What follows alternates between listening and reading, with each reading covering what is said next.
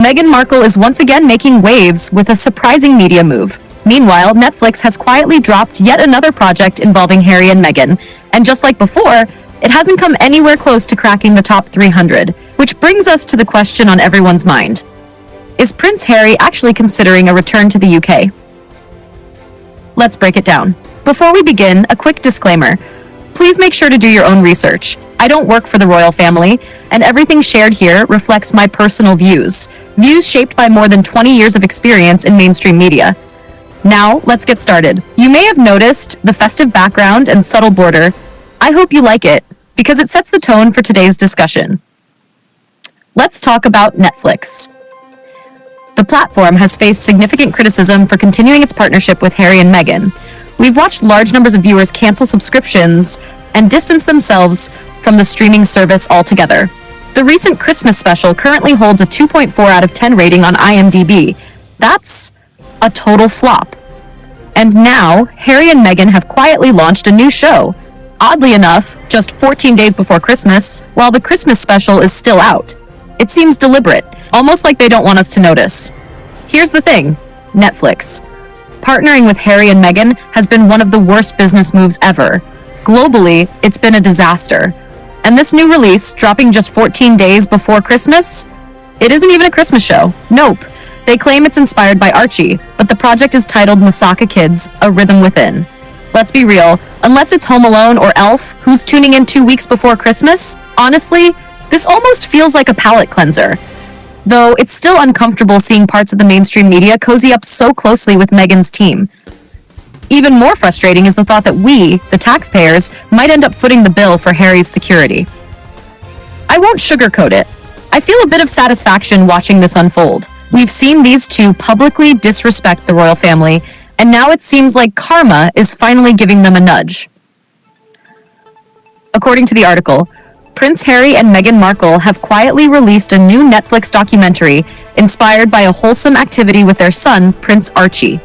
It adds, "This documentary is the latest project from the Duke and Duchess of Sussex under their multi-year first-look deal with Netflix, signed back in August. But insiders, we all know a first-look deal doesn't quite work like that. It basically just gives Netflix the chance to review the project and decide if they want it. And clearly, in this case, they passed." The article also mentions that last month, Harry and Meghan donated £50,000 to Masaka Africana through their Archewell Foundation via GoFundMe. We're told they first came across Masaka Kids during the COVID-19 pandemic, watching the group's viral videos with their son, Archie. Let's take a moment here. I watch plenty of content with my own daughters. That doesn't make me a qualified Netflix producer. And honestly, Harry and Meghan have no producing credentials whatsoever.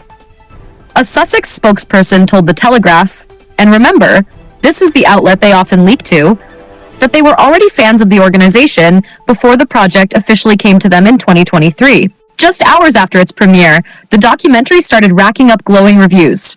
One viewer even gave it 10 out of 10 stars, writing, "This documentary is lovely.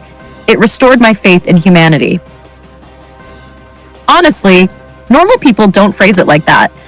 I wouldn't be surprised if Meghan herself is sitting in her home office, typing out these very reviews. This is a textbook puff piece. What the article fails to mention is that the show hasn't charted at all, not even in the top 300. Now, let's talk about Harry and the possibility of him clearing the way to bring Meghan back to the UK. I'm not convinced. Reports suggest that the Home Office is reviewing Harry's security for the first time since he stepped down as a working royal in 2020. Previously, he was considered to be at one of the highest threat levels, alongside the late Queen and the Prime Minister. But in February 2020, his rating was downgraded and he lost his automatic right to armed protection. Insiders, let me ask you this. If Harry were truly concerned about his security, would he travel to Ukraine twice in a single year? Would he publish Spare?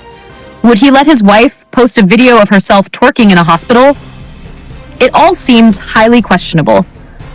I've read your comments, and I understand how many of you feel about the Home Office even reviewing this. But I'm convinced Harry will not return to the UK permanently. He has made it very clear that he doesn't like the way things are here.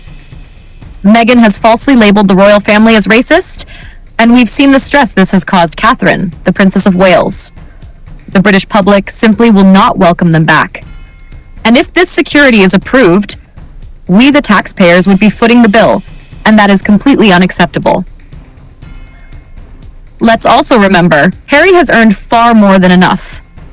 One Netflix deal alone has earned him more than most people make in a lifetime. You don't get to criticize the British public, the royal family, or the Commonwealth, and then expect taxpayer-funded security when it suits you. In my view, the children are being used as leverage in all of this. And let's be honest, the mainstream media will never be as straight-talking and unfiltered as I am with you. My goal is simple: to give you the truth. The Home Office's reassessment decision is expected next month, which coincides with Harry's big court case against the Daily Mail. January is shaping up to be explosive. If the government decides Harry needs armed protection, taxpayers would be covering the cost every time he's in the UK. That would be a huge betrayal. We all support the monarchy, but we should not be footing the bill for Harry's security. Meanwhile, Meghan continues to capitalize on her Duchess title, and it seems she's doing so more aggressively than ever. We've also seen her lash out at the Daily Mail, claiming they are responsible for her strained relationship with her father. She's had more than enough chances to reach out to him. This isn't about reconciliation. It's image repair, plain and simple. Netflix has clearly backed away, PR teams have exited, and nearly everything these two get involved in seems to end in failure. But there is a positive takeaway here.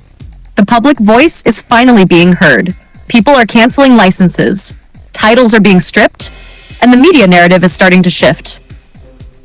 So don't stress about Harry returning to the UK on a permanent basis. I genuinely don't believe that's going to happen. As always, these are my personal opinions, and I encourage you to do your own research. And insiders, don't forget to like, comment, and subscribe. The mainstream media will never show you the full picture. Seek out independent voices. Look for the unfiltered truth.